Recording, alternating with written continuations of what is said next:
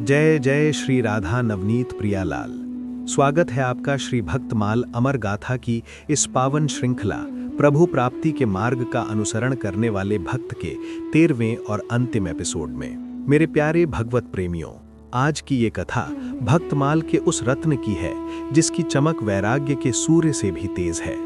ये कहानी एक ऐसी माँ की है जो अपने बच्चों को पालने में सुलाते समय लल्ला लल्ला लोरी नहीं गाती थीं, बल्कि ब्रह्म ज्ञान का उपदेश देती थीं। और ये कथा एक ऐसे राजा की है जिसे अपने ही सगे भाई ने युद्ध में इसलिए हराया ताकि वो मोह की नींद से जाग सके। ये हैं महारानी मदालसा के पुत्र राजर्षि अलर्क। श्री भक्तमाल में ये कथा वैराग्य और आत्मबोध का सूर्य है जिसे हम आज विस्तार से सुनेंगे। प्राचीन काल की बात है। नागवंश की कन्या मदालसा का विवाह राजा ऋतध्वज से हुआ था। मदालसा परम विदुषी और ब्रह्मज्ञानी थीं। उनके 3 पुत्र हुए, विक्रांत, सुबाहु और शत्रुमर्दन। जब ये बच्चे पालने में रोते थे तो मदालसा उन्हीं खिलौने नहीं देती थीं। वे पालना झुलाते हुए गाती थीं, शुद्धोसी बुद्धोसी निरंजनोसी संसार माया परिवर्जितोसी, जिसका अर्थ है बेटा तू शुद्ध आत्मा है, तू बुद्ध है, तू माया से रहित है, ये शरीर तू नहीं है, तू तो केवल साक्षी है। माँ के दूध के साथ ही उन्हें ऐसा ज्ञान मिला कि तीनों पुत्र बचपन में ही सन्यासी होकर जंगल चले गए और जीवन मुक्त हो गए। अपने 3 पुत्रों के सन्यासी हो जाने पर राजा ऋतध्वज घबरा गए। उन्होंने मदालसा से कहा, देवी, अगर सारे बेटे साधु बन जाएंगे तो राज्य कौन चलाएगा? वंश कैसे आगे बढ़ेगा? अब जो पुत्र हो उसे राजा बनाना, सन्यासी नहीं। मदालसा ने पति की बात मान ली। चौथा पुत्र हुआ अलर्क। इस बार मदालसा ने उसे ब्रह्म ज्ञान नहीं दिया। उन्होंने उसे बचपन से ही लोरी के माध्यम से क्षत्रियोचित कर्तव्य का ज्ञान कराया। उन्होंने सिखाया, बेटा, प्रजा को प्रसन्न रखना, साधु पुरुषों की रक्षा करना, दुष्टों का संहार करना और युद्ध में ब्राह्मणों व गौ रक्षा के लिए अपने प्राण न्यौछावर कर देना। समय बीता, अलर्क युवा हुए और उनका विवाह हुआ। राजा ऋतध्वज बूढ़े हुए और उन्होंने अलर्क का राज्याभिषेक कर दिया। उस समय मदालसा भी पति के साथ वन जाने लगी। जाते समय मदालसा ने अलर्क को एक सोने की अंगूठी दी और कहा, बेटा, गृहस्थ धर्म का पालन करते हुए यदि कभी तुम्हारे ऊपर घोर विपत्ति आ पड़े, जब सारे मित्र शत्रु बन जाएं, तो मेरी दी हुई इस अंगूठी से ये उपदेश पत्र निकालकर पढ़ना, जो रेशमी वस्त्र पर बहुत सूक्ष्म अक्षरों में लिखा गया है। अलर्क ने वो अंगूठी पहन ली और मां की आज्ञा मानकर भोग विलास में डूबकर राज करने लगे। लेकिन धीरे धीरे वे विलासी हो गए। जंगल में रह रहे उनके बड़े भाई सुबाहु, जो ज्ञानी थे, ने देखा कि मेरा छोटा भाई मोह माया में फंसकर अपना जीवन बर्बाद कर रहा है, उसे अतृप्ति बनी हुई है।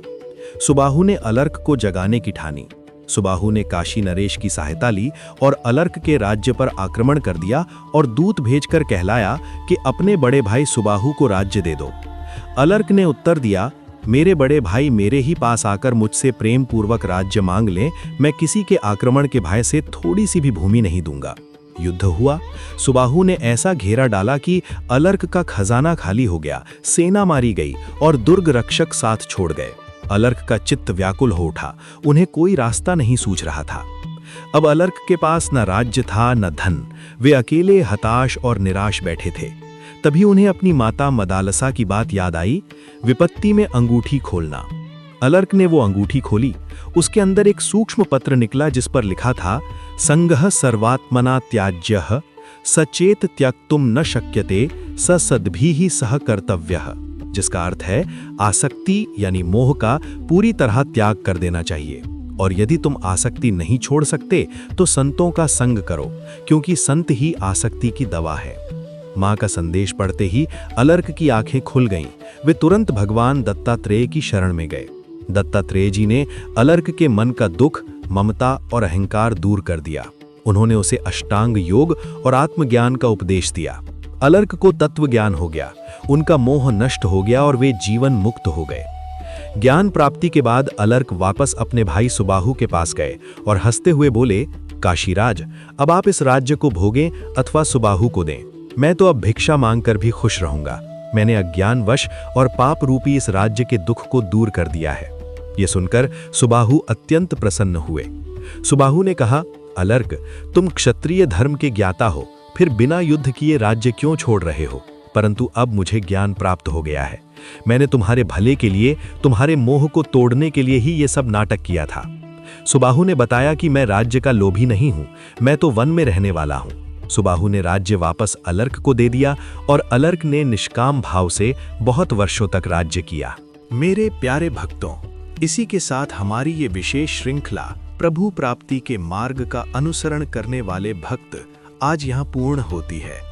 हमने देखा कि कैसे भगवान के भक्त, चाहे वे गृहस्थ हों, राजा हों या सन्यासी, विपत्तियों में भी धर्म नहीं छोड़ते और अंत में प्रभु को प्राप्त करते हैं। अब हम श्री भक्तमाल के अगले और अत्यंत महत्वपूर्ण अध्याय में प्रवेश करेंगे।